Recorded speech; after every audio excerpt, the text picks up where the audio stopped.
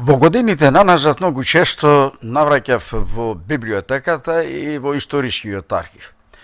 Таму исто така многу често се среќав со еден наш помлад тогаш што граѓанин.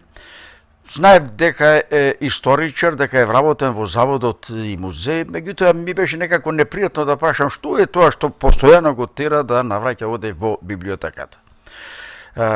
И тој не ме праша што работам, меѓутоа едно време слушнав дека проучува, се занимава со наука и создава нешто што досега никој не го направил.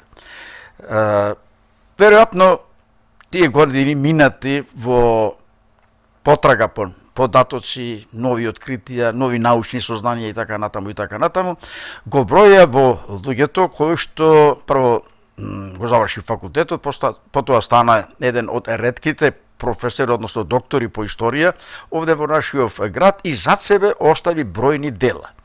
Едно такво негово дело или најновото негово дело беше промовирано вчера во Заводот музеј и галерија во присуство на многу битолчани. Оние што го почитуваат неговото дело, што го сакаат, што го вреднуваат како историчар и како научен работник. И се разбира, видовме една необична представа, да речам, при промоција. Но пред да кажам тоа што сакам да го кажам, јас најпрвим предлагам да чуеме што ќе каже во врска со најновото дело на овој човек што сега сакам да ви го представам, професорот доктор Ферит Мусик.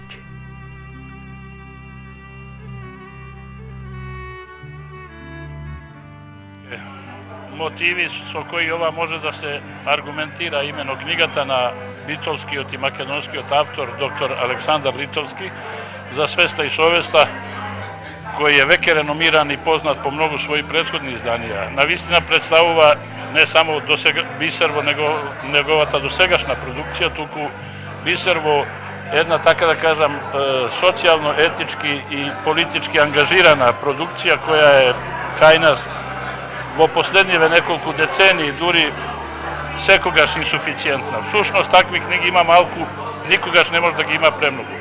Книгата веќе со својот наслов навистина воведува во најзначајните теми на социјалниот општествениот живот, па и на животот на поединецот, имено за свеста и за совеста.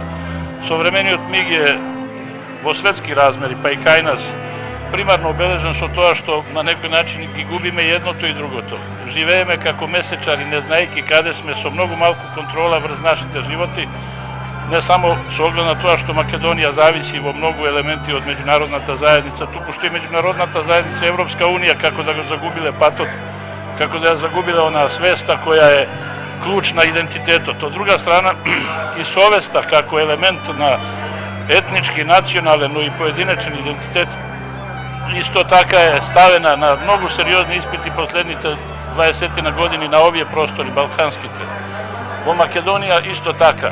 Според тоа, овие две клучни теми тука се адресирани на еден исклучително суверен и што е најважно принципиелен начин. Александар Литовски импресионира со ова книга со својот ангажман и со јасно дефиниран и етички, морален и хуманистички став. Во таа смисла ова книга апсолутно представува едно големо освежување и нешто што јас си дозволувам во овој случај да посочам на една моја дефиниција, представува лебот за душата. Навистина една неопходна основа од која, бидејќи како што сите знаете, не живееме од колач и од торта, живееме од лебот. Она што навистина го дава животот, секојдневниот живот, тоа е секојдневниот леб, тоа е токму и свеста и совеста. И ова книга го нуди тоа.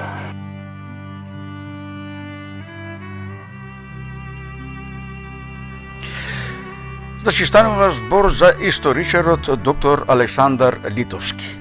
А господинот Мухич практично пред малку даде изјава за новинарите. Потоа, можеби нешто повеќе од половина час зборуваше за книгата за свеста и совест.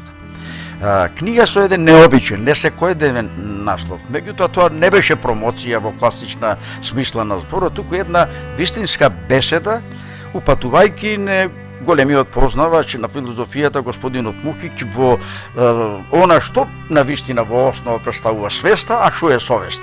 тој го кажа тоа, ние не сме во состојба сето тоа да го пренесеме овде во целост, но затоа пак за оваа книга нешто повеќе ќе ни каже авторот, доктор Александар Литовски. Најпрво, добро вечер и на вас и на сите гледачи. Што се однесува до последната книга, таа е пред се книга која може да се класифицира како социјална етика, од областа на социјалната етика, или јас би сакал најчесто да речам дека тоа е книга со политичка филозофија. Опфаќа најразлични теми од животот, најразлични теми од стварноста, најразлични теми од политиката и тешко може накратко да се изнеси за што се зборува. Во секој случај, сите теми се поврзани со човековата свест и со човековата совест. И морам да кажам дека во книгата најчесто критички се обработува стварноста во која живееме, критички се обработуваат многу работи што ни се случуваат, пред се на планот на хуманизмот и на планот на антихуманизмот кој се инсталира преку разни методи на пропаганда. Исто така, многу често во книгата може да се забележи дека е протест против создавањето на еден виртуелен свет во кој преку масовните медиуми, преку телевизиите, преку интернето, преку весниците ни се сервира една слика која не е реална и која не е вистинита, а наспроти тоа во реалноста е многу полошо и многу понеубаво. Јас славно како пример и вчера го посочив, го посочувам тој пример и луѓето треба да знаат, ако веќе имаме човечка свест и човечка совест, навистина треба да се збунтуваме против фактот дека секој 5 секунди умира по едно дете во светот, што е навистина жално и што е навистина недозволиво. А истовремено се дават неброени пари за оружје, не знам, за најблесави работи, да речем. Дали овие конкретни примери, речеме како примерот со децата што умираат во светот и така натаму, уште нешто друго ве инспирира, ве натера да се зафатите со обработка на една ваква тема и интересно е да чуеме од кога вие практично се носите со една таква желба да го подготвите во дело? Да, делото е пишувано многу долго, со оглед дека делото е филозофско повеќе, а не историско, а јас сум по струка историчар, тоа значи дека делото е пишувано многу долго. Да го пишувал филозоф, веројатно ќе го напишал многу побрзо. Јас го пишувам веројатно од кога го запознав професорот Мухич и од кога почнав да се интересирам за филозофија, а тоа е некаде во 90-тите години почетокот, кога почнав да читам филозофија и разни филозофски мислители. Со тек на време, како ги читате филозофските дела, така разбирате дека има многу важни теми на овој свет и дека има многу важни проблеми кои можат да се размислуваат. И овие текстови во книгата одеа сите како колумни или како есеи во инфомагазинот Битола и инспирациите беа секојдневни. И затоа се темите и различни од прилики. Има многу различни теми, не знам, од правдата, од теми за љубовта, од теми за исправените луѓе, за херојството, дури има теми и од националната историја, за идентитетот, например, има една колумна кога беше многу актуелно прашањето за во Букурешт за името и за промена на името, да или не и такви работи. Сакам да кажам дека книгата опфаќа теми, диапазонот се движи од чисто филозофски теми до секојдневни теми кои се третираат во книгата. Јас во најавата кажав дека зад вас останаа доста дела, вие подготвувате исто така нови работи, меѓутоа сега пред да чуеме нешто повеќе за оние дела што веќе ги создадовте, може да кажеме кој сте вие, господин Литовски? Во смисла на? Како човек, како битолчанец. Јас сум Александар Литовски, потекло сум од Битола, роден сум во Битола, завршив средно и основно образование во Битола, дипломирав и магистрирав и докторирав на Универзитетот Свети Кирил Методи во Скопје. Да. Зошто се посветивте на историјата? Можете да одбирате да станете лекар, да сте било што друго, да речеме, има многу професии со кои може да се занимава човек. Зошто вие одбравте тоа да бидете историч? Како како се друго во животот, човек може да бира многу работи, меѓу другото може да бира и што ќе работи во животот и со што ќе се занимава. Може би заради семејните традиции, растен во средина каде што патриотизмот македонски беше многу голем и многу силен од најрано време, веројатно една од причините зашто се определив да бидам историчар и зашто се определив да се занимавам пред се со историјата на Македонија или уште поконкретно, најчесто и најмногу со историјата на егејскиот дел на Македонија. Да. Дали најголемиот дел од делата више тоа, да речеме, навраќање на патриотизмот, на љубовта кон Македонија, или има и нешто друго што ви интересирало во животот? Не, очигледно има и нешто друго, како ова последна книга филозофска, ама најчесто се занимавам со историјата на Македонија и со историјата на егејскиот дел на Македонија. Фактички мојата прва книга и беше во смисла на патриотизмот, тоа е ова книга Пофалба на македонизмот. И во таа книга се составена е од неколку есеи во кои беа објавувани по разни прилики, во разни пригоди и се однесуваат на прашањата на македонскиот патриотизам. Во тој обид да се поттикнат луѓето на патриотизам, да се поттикнат луѓето на љубов кон Македонија, бев навистина неуморен и навистина со желба го работев тоа. Лесно е ли да се дојде до она што представува извор, што представува материјал да може да се подготви една ваква книга или било која од овие сите ваши трудови? За историскиот дел е многу тешко. Најчесто изворите се бараат макотрпно за да се напиши некоја историска книга. Меѓутоа, кога тоа вие знаете и кога тоа го работите со љубов, можете да се снајдите и не е проблем. Може би сака некогаш повеќе време, некогаш помалку време, ама секако ќе се најди доволно материјал. Во нејата се сеќавате, реков дека многу често ве гледав во библиотеката. И веројатно посетувавте и слични други такви институции низ Република, а можеби и надвор од Македонија по светот, особено во балканските земји. Меѓутоа, дали тоа постојано, да речам, присуство во овие научни институции ви помогна за создавањето на овие трудови? Како не, без такви институции не е можно да се напише историја и да се пишува научна историја. Јас знам дека денес стана модерно сите да кажуваат историја, прочитале нешто во весник, па мислат дека наеднаш можат да знаат се за тоа. Сепак историјата е нешто повеќе, историјата мора да се темели на факти, мора да се темели на овие документи што се наоѓаат во библиотеки, во архиви, кај нас, околу нас, пред се околу нас. За Македонија најголемиот број на документи се во Софија, во Атина и во Белград. Бидејќи се занимавате со научно-истражувачка работа, интересно е да слушнеме на ваше размислување. Што е за вас поважен, позначаен, поаргументиран аргумент? Човекот што кажува, што преживеа, што доживеал, или она што ќе најдете, што ќе прочитате во весници, списанија, научни трудови, други видови на материјали, што се, да речам, во еден збор пишан документ? Да, тоа е методолошко историско правило, тука нема никакви дилеми.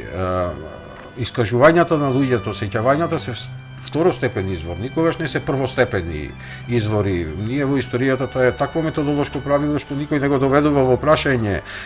Изворите се примарни. Изворите се примарни, од нив се тргнува. Ако нема извори или можат само да се надополнат или да се илустрираат со нечие сеќавање, со нечии мемоари напишани, таква работа. Тука нема никаква дилема.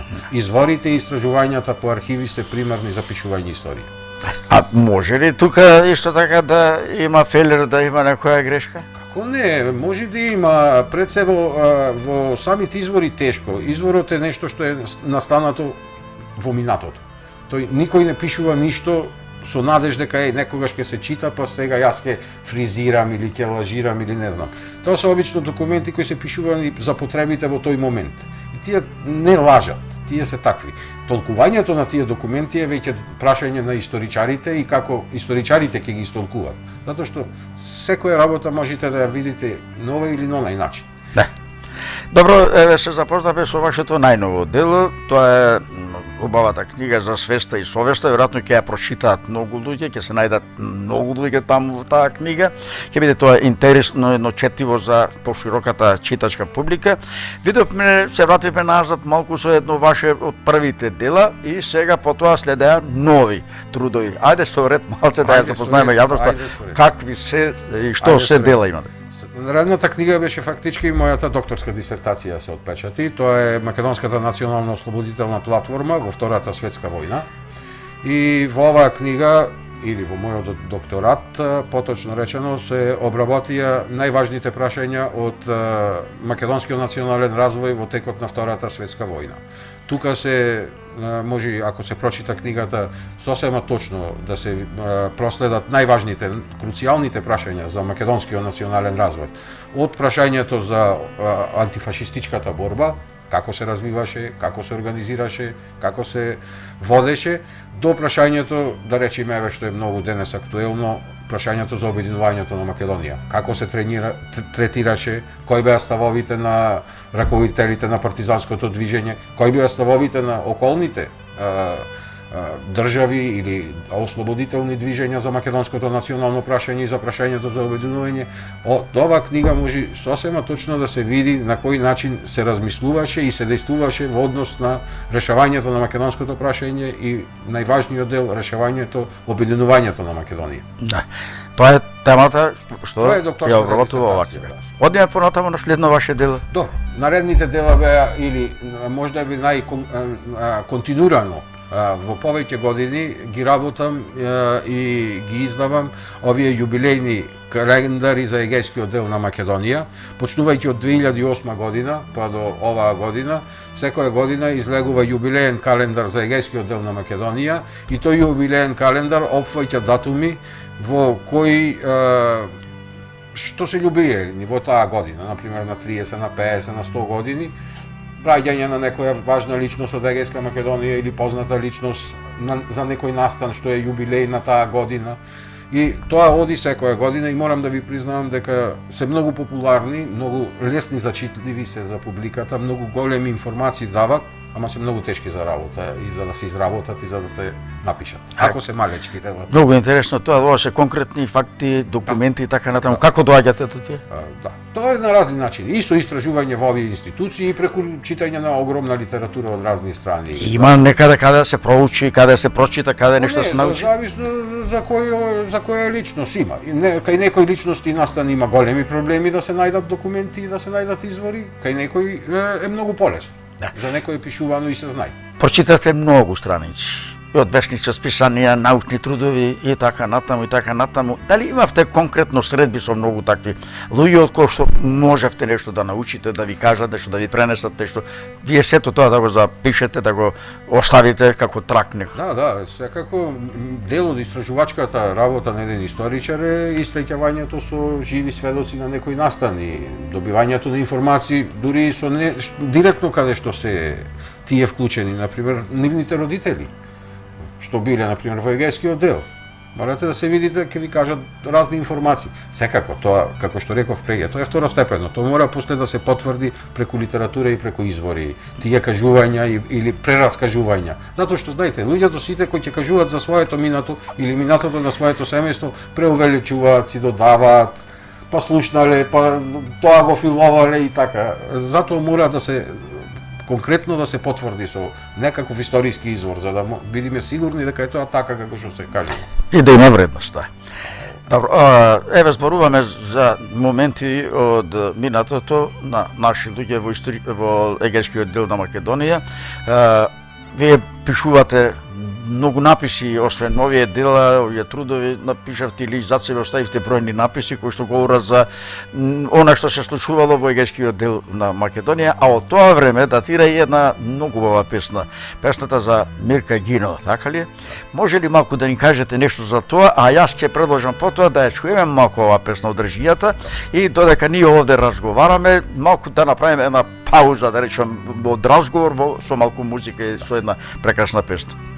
Значи, Мирка Гинова е една исклучителна личност од македонската историја. Уште во првата книга, во Пофалба на македонизмот, јас напишав еден цел по повод 90 години од раѓањето на Мирка Гинова, еден пофален надпис за нејзиниот живот и особено за нејзината смрт.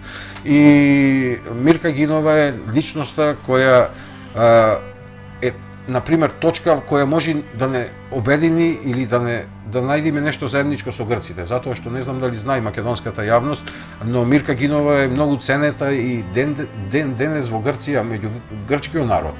Дури на две места во егејскиот дел на Македонија има плочи, спомен плочи за Мирка Гинова, каде што положуваат цвеќе. Комунистичката партија на Грција редовно секоја година оди положуваат цвеќе, се одржуваат собири. Тоа е, например, една личност која е заедничка. И што можеме да ја славиме ние, македонците, зашто што е македонка, но и грците, затоа што се борела во рамките на демократската армија на Грција и загинала за слобода на Грција и за едно демократско уредување во Грција. Сега да слушнеме малку од песната. Нема проблем, инаку песната е од Марија Димкова, таа е една многу добра македонка од пожарско по потекло, исто од Егејска Македонија, живее во Штип. Да.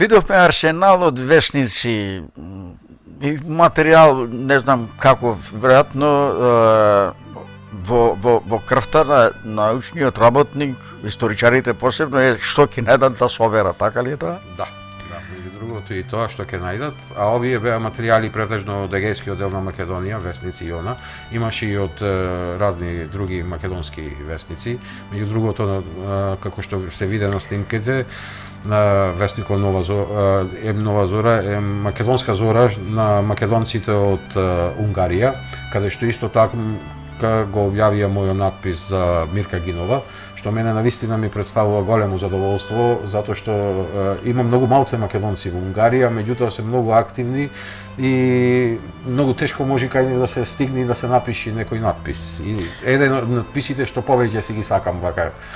И уште одозгоре и за Мирка Гинова, што навистина е многу силна личност од македонската историја. Меѓутоа сте пишували уште за многу други весници списани. Како јас меѓу другото сум пишувал за многу вестници, особено овие што се расправаат со патриотска содржина и со македонското национално прашање. Меѓу другото сум и главен и одговорен уредник на вестникот Не заборав, кој е гласило на конференцијата за координација на Сдруженијата на македонците од Егејскиот дел на Македонија. И таа работа ми представува која е во врска со македонизмот и со македонските национални права и со македонштината, навистина ми представува задоволство и покрај историјата, можеби и поголемо задоволство од историјата. Дали ја познава во странство? Дали имате контакти со странство? Имаме диаспора многу богата, имаме многу наши иселеници во сите речиси земји ни светот. Да не зборуваме се за европските, Шведска, Германија, Франција и помалку во другите, Швајцарија и така натаму, меѓутоа многу голем број имаме во Америка, Австралија, Канада, во прекуокеанските земји. Имате ли какви контакти со нив? Соработувате, ве познаваат таму, ве знаат? Во текот на овие 20 години сум имал разни контакти. Не знам колку сум познат, тоа треба тие да го кажат, или колку ме знаат во нашите и колку е тоа расширено. Во секој случај јас сум имал во текот на овие активности по патриотска линија многу контакти со разни активисти од нашите во странство. Особено едно време имав интензивни контакти со Обединената како се вика? Обединети македонци. Обединети македонци или така некако организацијата во Америка и Канада на македонците. Сега помалце, тие и не се толку активни, гледам во последно време. Едно време бев член и на Македонскиот национален совет, што одржуваше многу интензивни контакти со сите наши во диаспората. Сега е повеќе концентрирана цело активност е повеќе концентрирана на нашите во Егејскиот и Пиринскиот дел на Македонија и во Албанија. Лани преку македонците од Егејскиот дел од Битола одржавме на конференција во Битола за правата на македонците во соседните земји, каде што беа присутни македонци и од Пиринскиот дел, од организациите македонски, и од Пиринскиот дел, и од Егејскиот дел, и од Албанија, и од Србија. И конференцијата мислам дека беше многу успешна. Таму бев еден од секретарите, морам да признам, на таа конференција.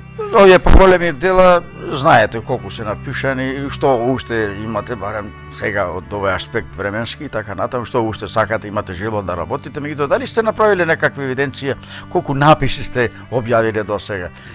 Се уште има некакво такво сознание? Немам, навистина немам, многу се веројатно, ама уште сум релативно млад, веројатно треба да помине уште време од животот па да правам такви рекапитулации, колку е вкупен некој број на дела или на надписи. Да. И како течеше времето, се создаваа нови трудови. Сега ќе одиме на уште едно дело ваше што исто така беше, да речем, прифатено овде примерно со пофалби, со воодушевување од тие што сакаат вакви работи и ги интересира и историјата и минатото, да не речам и днината. Значи, наредното, хронолошки гледано, наредното дело беше издадено минатата 2011 година. Тоа е јубилејна хронологија на македонското национално ослободително движење и на антифашистичката борба во Македонија во 2011 година. Фактички, овде се опфатени најважните јубилејни датуми од историјата на македонската левица. Делото беше така конципирано и така направено, особено во предговоро, за да се покажи дека низ историјата македонската левица или борците за Македонија кои биле со левичарски идеолошки убедувања, многу цврсто стоеле на браникот на македонизмот и многу цврсто се бореле за посебните македонски национални права и за создавањето на македонска национална држава. Всушност, од книгата може многу прецизно да се види дека без борбата на македонската левица, особено без борбата на македонската левица во текот на Втората светска војна, немаше да се случи јасно, а ако не се случеше јасно, сигурно немаше да се случи нити 1991 година. Сакам да кажам дека заслугата за создавање на македонската држава лежи пред се и најногу во македонската левица. Да. За следното дело Следното дело излезе оваа година летоска и мислам дека предизвика најмногу бранови во јавноста. Тоа е книгата Одбрана на македонизмот, преку Македонското научно друштво ја издадовме. Опфаќа неколку есеи кои се однесуваат на некои познати македонски личности, повторно морам да речем од левицата. И тука се најпрво Гоце Делчев, па Ѓорче Петров, па Антон Попов, па Мите Богоевски, па сместив и еден грк, чист, кој пишувал македонска граматика и кој се борел за Македонија, се вика Пантелис Пољопулос. И има уште два-тројца личности од егејскиот дел на Македонија, партизани кои се борели и кои загинале, многу храбро загинале. И на крајот е поместен еден есеј за македонската хероина од егејскиот дел на Македонија, која почина минатата година, Вера Фотева, и која беше една од навистина големите македонски херои, последен жив херој веројатно. Да. Господин Литовски, напишавте бројни книги, напишавте приказни за многу луѓе, вистински приказни за многу луѓе. Како може или како е животот, да речам, кога во главата имате толку многу имиња, толку многу настани, толку многу сеќавања, а сето тоа е од многу важен, од битен интерес за македонскиот народ, за државата. Добро, јас пишувањето на историјата го сваќам како македонски патриотизам, како долг кон сопствената татковина и тука нема ништо чудно. Тука мора да се работи, мора да кажеме какво ни е минатото, не заради минатото, заради сегашноста. Минатото никогаш не се пишува заради минатото. Минатото секогаш се пишува заради сегашноста. Никој не пишува историја така, заради обичен интерес. Минатото е секогаш современо. Ги сонувате тие ликови за кои создавате приказни? Не ги сонувам. Или додека се заврши? Не ги сонувам, ама мора да многу да се размислува за тоа што се пишува. Во таа смисла, веројатно е вашето прашање дали се сонува. Може да се разбуди човек наеднаш од спиење, да му дојде некоја идеја да стане да ја запиши за тие личности или нешто, да протолкува некој факт, затоа што историјата не е чиста фактографија. Имаше еден таков надпис дека се викаше главата на Лазар Поптрајков во оваа прва книга. Главата на Лазар Поптрајков како доказ дека не е историјата чиста фотографија. Ако гледате така, таа е само глава.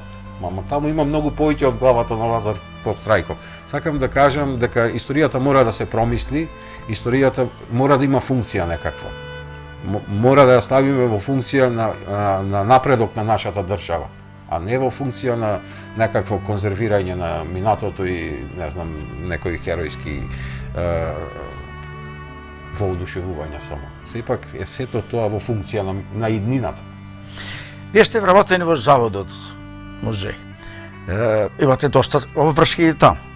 Меѓутоа, кога и како наоѓате време сега да ги испрочитате си тие работи, да седнете да ги строшате во книга за да се направи, да се обликува сето тоа, сака доста време, сака доста одрекувања од многу други животни задоволства. Тоа е така, меѓу другото е среќна околност што и завод и музеј ја работам работата како историчар. Сепак струката ми е и таму историчар. Кустос советник како историчар е поврзано со читањето и истражувањето за историја. Во музејот е пред се поспецифична работата, тука се повеќе сведува на фотографии, на податоци за Битола пред се, и на историјата на Битола, за разлика од овие работи што се многу пошироки во врска со Македонија и со македонското национално прашање. Кажеме уште нешто друго за друга книга, меѓутоа, гледајќи или седејќи во вашата канцеларија, видов многу пати, ја видов фотографијата на Че Гевар. каква врска има Че Гевара, да речем, со овие наши јунаци овде на овие наши потесни простори? Или е тоа некоја, да речем, светска така обсесија да се слави, да се почитува името на Че Гевара? Да, не. Че Гевара како личност е фасцинантна личност со многу аспекти и јас стално го кажувам како најзначајниот аспект зошто е важен Че Гевара за човештвото и воопшто за идејата за слобода е тоа што многу се ретки личностите како Че Гевара кој од едно министерско место на Куба станал, отишол во шума и се борел и загинал. Тоа ретко може да се случи со друг човек. Ретко, луѓето обично, да. Луѓето обично од шума следнуваат во фотелја, а Че Гевара од фотелја отишол прво од шума, стигнат до фотелја, па се вратил повторно во шума. Има такви примери. Че Гевара е веројатно најпознатиот во она и јас направив во пофалба на македонизмот еден надпис за нашиот македонски партизан Лазо Ангеловски, кој на многу сличен начин се однесувал како Че Гевара. Тој во 46 година пристигнал во Битола, од егејскиот дел на Македонија, пристигнал во Битола, завршил курс за учители, станал учител, па го назначија во Скопје директор на дом дечки и работел како директор и наеднаш во 48 година доброволно се пријавил за борец во егејскиот дел на Македонија, се вратил во егејскиот дел на Македонија, за кратко време бил заробен и бил убиен на страшно свиреп начин, го влечеле со джип по улиците на Лерин за да го убијат и за да му покажат на нашите македонци таму да ги заплашат за да не се борат, од прилика. Значи, Тоа е, сакам да речам, една многу слична фигура и така ја направив паралелата со Че Гевара, да речеме. Имаме и ние наш Че Гевара во најмала рака. Овој јунак што беше ваш интерес, речеме, е нешто поодамна. Немал можности да учи од примерот на Че Гевара, можел Че Гевара да учи од него, како што Че Гевара имал исто така можности од Симон Боливар да учи така натаму, меѓутоа такви јунаци се ретки, но ги има во светот. Во секој случај, Лазо Ангеловски не учел од Че Гевара, бил постар и многу порано од Че Гевара загинал. Само сакам да направам паралела меѓу сличностите на херојското и на однесувањето кон борбата за слобода. Во таа смисла зборував за Лазо Ангеловски како пандан на Че Гевара. Да. Имаме уште едно ваше исто така важно, вредно дело. Можеме нешто повеќе да кажеме за него? Тоа е предпоследното дело, тоа излезе минатиот месец. Ова е комбинација некоја, да речеме, од мојата магистратура и докторат. Во ноември беше промовирано ова година. Се работи пред се вика соработката на национално-ослободителните движења од Вардарскиот, Егејскиот и Пиринскиот дел на Македонија во Втора светска војна и во најголем дел или најмногу што може да се концентрира целата работа за да се објасни ова дело, можам да кажам дека се работи за обединувањето на Македонија. Фактички две прашања се. Првото прашање докажувам во книгата дека успешноста на партизанската борба овде кај нас, во Битола и Битолска, да речеме, и во цела Вардарска Македонија, во голема мерка се темели на добрата соработка и можноста да се префрлат партизанските единици од Вардарскиот дел во Егејскиот дел. Сакам да речам, нашата слобода овде сегашна не е само борба на македонците од Вардарскиот дел само, туку и на македонците од Егејскиот дел и Пиринскиот дел, затоа што борбата тука немаше да биде успешна ако не беше, да речеме, Егејскиот дел. Првата работа. А втората работа, која е клучна во книгата, е прашањето за обединување. Се третира како, бидејќи соработката е сватена како прв чекор во фазата за обединување на македонскиот народ. Контактите, одењето на партизанските единици од Битолско во Леринско, тие контакти, дејствувањето на Светозар Вукмановиќ темпо на планот на создавање на Балкански штаб, кој требаше да биде јадрозен на Балканска федерација во која Македонија ќе беше обединета.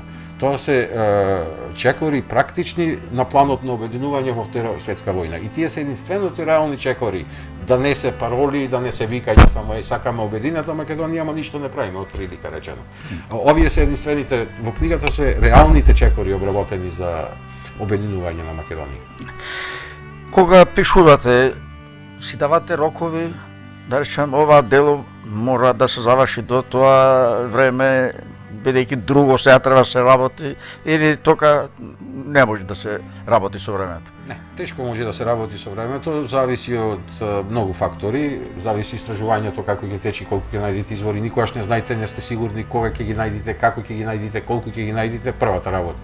Втората работа, дури кога е при крај делото, кај нас е толку лошо третманот на историјата воопшто на интелектуалците, што многу тешко можете да бидете убеден кога ќе најдете пари за да испечатите. Ова последна книга што ја зборувам сега, 3 пати ми ја одбиваа во министерство, не можев да најдам финансиер. Ова година преку Сдруженијето на македонците од Егејска Македонија од Битола успеав да испечатам. Сакам да речем, не е само кај авторот проблемот на кога ќе излези нешто и кога ќе се истражува. Тоа е работа и веќе на многу други фактори околно. Не. Работејќи во Заводот музеј, вие те, да речем, автор или коавтор со уште некои од своите колеги таму на значајни проекти, да речем, изложби на фотографии, на монографии и други трудови и така натаму и така натаму. Имаме овде, да речем, 2-3 такви проспекти, Да, Битола што е нема и спортот во Битола низ историјата. Може ли да ни кажете нешто збор-два за овие два проекта, па потоа ќе видиме што сега се подготвува како нешто што треба да биде, да речем, изненадување за битолската јавност. Да, во текот на овие сега веќе 19 години вработен во музеј, учествува во многобројни подготовка на многобројни изложби, што е редовна работа во музејот и редовни И потешкиот дел е да се соберат материјалите, а не да се направи изложбата. Може да се берат години материјали за Битола, а на крајот излезе една изложба, многу малечка, да речам, во наводници. Ланска година, овие се последните две што ги спомнуваме, минатата година, заедно со колегата Владо Темелковски, ја направивме изложбата за спортот во Битола низ историјата. Од прилика сметавме дека се слави некоја 100 годишнина на нормален организиран спорт насочен и затоа така ја почнавме ова изложба и овај каталог еве со еден Стефан Ролев, сакам намерно да го нагласам, како прв вистински спортист македонец во она. Се занимавал со многу спортови, основачен на многу спортови, од него започнало автомобилизам, алпинизам и не знам што се не, имаше тогаш. Сакам да речем, се тоа дојдено преку истражување. Има многу интересни податоци за спортово кај нас во музејот. Никогаш немаме можност се што имаме во музејот да изложиме. Стално сме ограничени или со простори или со некои други финансиски средства, да речем, и затоа мал дел она. А последната изложба беше оваа година реализирана некаде по повод државниот празник 8 септември и таа беше насловена Битола што ја нема. На релативно големи фотографии поставивме фотографии што мислевме дека не се видени до сега, стари фотографии од Битола од разни периоди, од пред 100 години до пред 2-30 години, што мислевме дека не се презентирани до сега. Доктор Ритовски, што работите сега и што можеме наскоро да очекуваме од вас? Сега е веќе завршено скоро работата и многу скоро, во почетокот на наредната година, ќе имаме на изложба во музејот насловена како спомениците и спомен обележјата во Битола и Битолско. И со таа изложба се подготви еден каталог или една книга цела од 200 страни во кој за секој споменик и спомен обележје во Битола ќе стои образложение зошто е тој споменик или зошто е таа спомен плоча или таа спомен чешма. Што значи едноставно. Мислам дека ќе биде многу корисно за многу луѓе што може да стојат пред споменикот, ама не знаат за што се однесува. Да.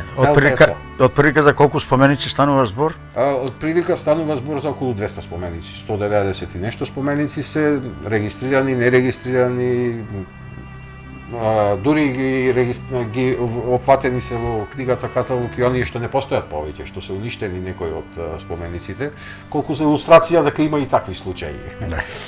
Може да се разговара со вас со часови, времето е ограничено, ми беше задоволство што имав можност еве со вас да се сретнам, да поразговарам, да научам доста работи од минатото, од историјата, се запознам поконкретно со вашите трудови, со вашите дела, со оглед на тоа што сте вие релативно млад човек, се надевам дека допрва влегувате во работна кондиција и дека допрва треба да се очекуваат од вас вакви поголеми дела. Сега пред да завршам разговорот, би сакал да слушнам едно ваше мислење. Доста луѓе луѓе сакаат да бидат доктори на науки, магистри, доктори на науки и така натаму. И сакаат тоа и го оствариле многу луѓе, како желба, како обсесија, како потреба. Меѓутоа има доста исто така примери кога желбата да се напредува или кога ќе се стигне до титулата доктор се застанува некако тука. Треба ли или еве вака по вашиот пример, вие откако докториравте практично почнете многу повеќе да работите. Така ли би требало да биде или јас имам некое поинакво мислење од тоа? Не, точно така требало да биде, а со оглед на тоа како дојде времето да се промовираат доктори и магистри се почесто и повеќе, се отворат многу факултети, критериумите се спуштени, мислам дека ќе дојде време кога нема да значи титулата ништо, ама ќе значат делата се. Ќе биде поважно кој колку напишал и остварил, а не каква титула носи. Ќе биде беззначајна титулата, затоа што ќе дојде до инфлација на титули, како што ми се чини, за многу скоро време. И ќе биде таа титула безвредна и состана сте во право. Џабе е титулата ако не се продолжи да се работи и ако не се знае да се работи.